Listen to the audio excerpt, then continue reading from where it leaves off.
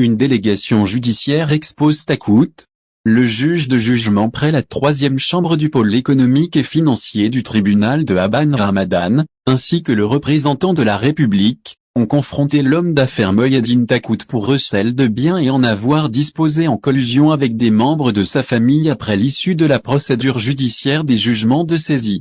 ont été rendus, tandis que les résultats d'une commission rogatoire judiciaire à l'étranger ont montré que l'inculpé possédait un avion. J'agis 4 controverses entre le procureur et la défense de l'inculpé. La deuxième séance d'audition de 72 suspects de blanchiment d'argent a débuté, jeudi, par l'interrogatoire de l'accusé, Takout Mohyadine, comparu à distance depuis la prison de Babar, dans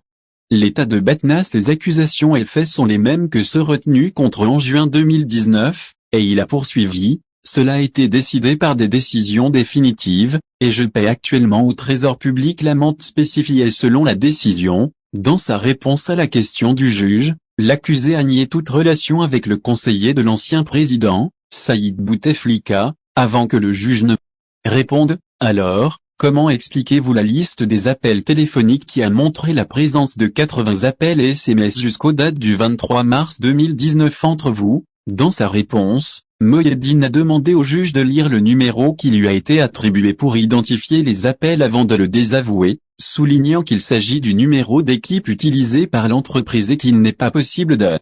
déterminer qui a passé ces appels. Financement de la campagne et de la chaîne Espoir. Dans le cadre de la relation avec l'accusé, Saïd Bouteflika, le juge du fond a indiqué que parmi les documents qui ont été saisis lors de la perquisition du domicile de ce dernier, un document qui comporte les noms de personnes ayant fourni de l'argent au candidat Abdelaziz Bouteflika dans le cadre de la campagne électorale de 2009, dont Mohyadine Takout, et un chèque d'un montant de 3 millions de dinars présenté par la société Hyundai au profit de la campagne électorale de mars 2009 a également été saisi. Dans une réponse qui a soulevé l'étonnement de l'assistance, Votre Honneur, c'est la première fois que j'entends ces faits. Le juge d'instruction ne m'a pas interrogé à leur sujet. Cette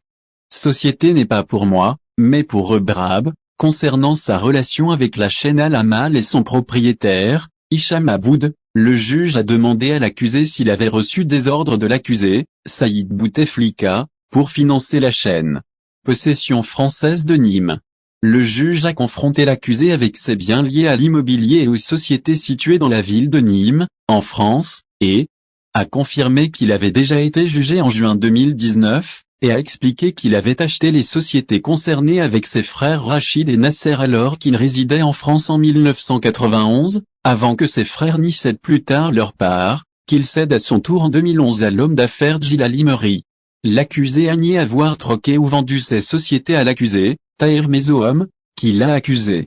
d'avoir volé son argent au Karim en 2019, selon ce qui était indiqué dans la décision de saisine, en disant « Celui qui me donne un dinar devrait me confronter, en 2019 je l'étais en prison, comment puis-je aller à Nîmes pour vendre ?» En réponse à une question du représentant de la République, l'accusé a déclaré avoir déclaré au fisc en 2011 sa propriété en France et n'avoir pas quitté le pays pendant des mois jusqu'à ce que son statut soit réglé, soulignant qu'il n'avait rencontré aucun problème avec l'administration fiscale commente pour sa famille de prison. Concernant la relation de sa famille avec la dissimulation de biens, Takout a déclaré avoir appris par l'intermédiaire de son avocat lorsqu'il était en prison que l'administrateur judiciaire nommé par la justice pour gérer les biens saisis ne voulait pas prendre la responsabilité de 119 voitures de luxe qui étaient cachées dans un garage qui n'a pas fait l'objet d'une saisie. Et il a poursuivi, sur la base de ces informations, j'ai chargé mon neveu Rachid, l'accusé Ibrahim Takout, en vertu de la parenté familiale, de rechercher un endroit où mettre les voitures avant qu'elles ne soient volées, et il a expliqué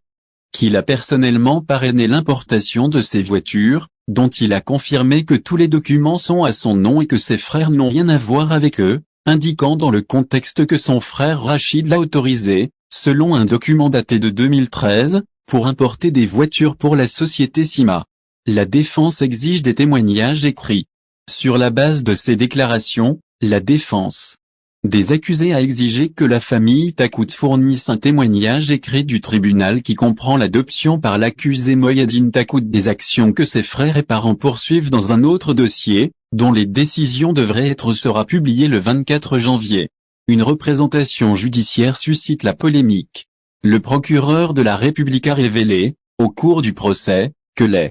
résultats d'une commission rogatoire internationale délivrée par le juge d'instruction montraient que l'accusé, Mohyedine Takout, possédait un avion JAJ-4 immatriculé au nom de la société TMC à l'étranger, mais l'accusé a déclaré avoir loué l'avion en question dans le cadre de travaux, avant de retourner auprès de leur propriétaire, indiquant que cet incident avait déjà été tranché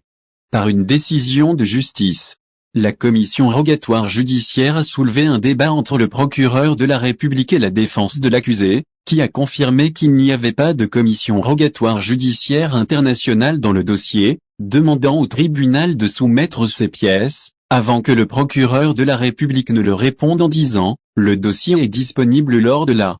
rédaction du contrôle à la disposition de la défense, et tout document le concernant peut être consulté ». Mais la réponse n'a pas été suffisante pour la défense, qui a commenté « Nous avons lu le dossier morceau par morceau, nous vous mettre au défi de nous montrer ou puis de vous y référer et de